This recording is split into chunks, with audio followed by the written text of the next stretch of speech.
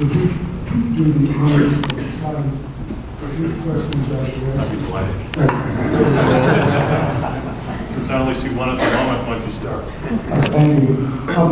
We're asking for banks to hold more capital against mortgage securitizations as a risk management tool. We're asking even for mortgage securitizations as vehicles to hold more capital as risk management in the form of having bigger equity tranches and smaller AAAs. But we're not asking for the underlying homeowners to have more capital in the form of bigger down payments for the home. Does that make sense?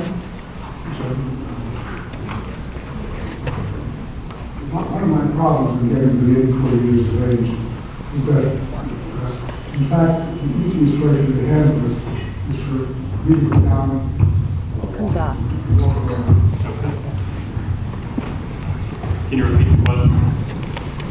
Yes, I'll repeat the question.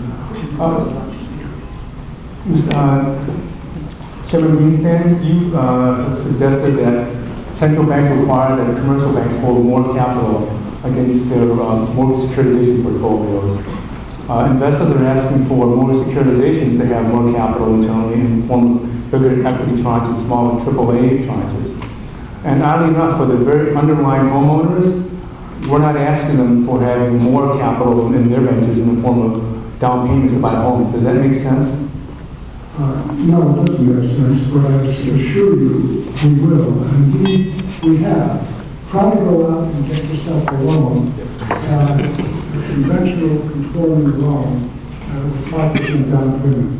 There's nobody out there who will give it to you. And indeed, my suspicion is, judging from the Federal Reserve surveys, that it's pretty tough at this stage to get mortgages under any circumstances. And the problems that emerge with real estate mortgages and a variety of other mortgages, which clearly were pressed forward largely because securitizers had to find additional paper to securitize and to ship out to this huge demand that developed in 2003, 4, 5, 6, and part of 7. That no longer exists, and putting this on the part of investors to hold these securities is approach zero.